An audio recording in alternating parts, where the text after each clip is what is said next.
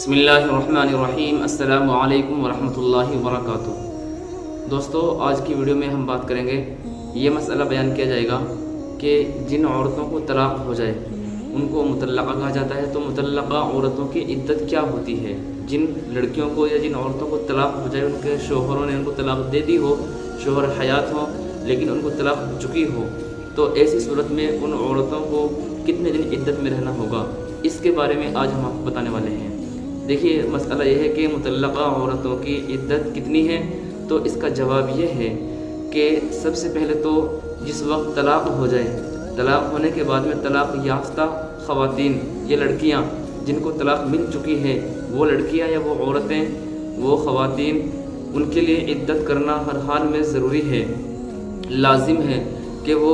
شرعی حدود میں رہتے ہوئے عدت گزارے، بنو سنگار سے دور رہے اور عدت گزارے۔ وہ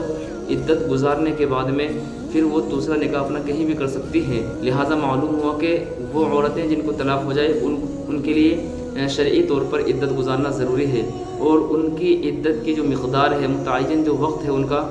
یہ ہے کہ جن عورتوں کو حیض آتا ہے، پیریڈز آتے ہیں جن عورتوں کو، ان کے لیے عدت میں رہتے ہوئے 3 مرتبہ حیض آ جائے، 3 مرتبہ پیریڈز آ جائے، اور اگلی مرتبہ جب وہ پاک ہوتی ہیں تو ان کی عدت ختم ہو جاتی ہے۔ اس کے علاوہ دوسری صورت یہ ہے کہ جن عورتوں کو حیض نہیں آیا، یعنی چونکہ حاملہ ہو گئی ہے، وہ حمل کی حالت میں ہے، حمل کی وجہ سے حیض نہیں آتا ہے، تو اگر ایسی خواتین ہیں کہ جو پریگننٹ عورتیں ہیں، ان عورتوں کو حمل رہ گیا ہے، وہ حاملہ ہیں، پریگننسی میں ہیں، تو ایسی صورت میں جب تک بچہ ڈیلیور نہ ہو جائے، جب تک بچہ پیدا نہ ہو جائے، اس وقت تک ان کے لیے عدت میں رہنا لازم ہے۔ مثال کے طور پر، اگر کسی خواتین کے پیٹ میں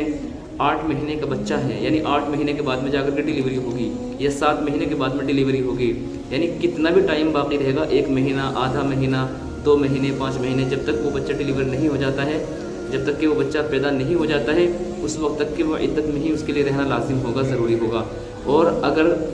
آدھے دن کے بعد میں یا 1 دن کے بعد میں ہی بچے کی ولادت ہو جائے، یا 2 دن کے بعد میں، تو اس کی عدت ختم ہو جاتی ہے۔ تو دوسری صورت یہ ہے کہ جن کو حمل ہو، حاملہ عورتوں کے لیے عدت جو ہے وہ وضع حمل ہے، یعنی حمل کے فارغ ہوتے، یعنی عمل ختم ہوتے ہی، بچے کی ولادت ہوتے ہی اس کی عدت ختم ہو جاتی ہے۔ یہ 2 صورتیں ہو گئی۔ تیسری اور آخری صورت یہ ہے کہ وہ خواتین کے جن کو حیض آنا بند ہو گیا ہے، وہ عورتیں، وہ اولڈ لیڈیز کے جن کو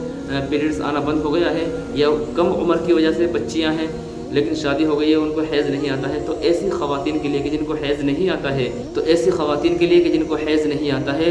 عدت میں 3 مہینے گزارنا ضروری ہے، مکمل 3 مہینے ان کی عدت ہے، 3 مہینے کے بعد وہ عدت سے باہر آ جاتی ہیں۔ تو یہ 3 طریقے ہیں عدت کے مکمل کرنے کے، جن عورتوں کو، جن لڑکیوں کو طلاق ہو جائے۔ امید ہے بات آپ کی سمجھ میں آ گئی ہو کہ آپ کے بھی کوئی مسائل اور کوشچنز ہو، کمنٹ باکس میں لکھیں۔ ملتے ہیں اگلی ویڈیو میں، تب تک کے لیے اجازت۔ السلام علیکم ورحمۃ اللہ وبرکاتہ۔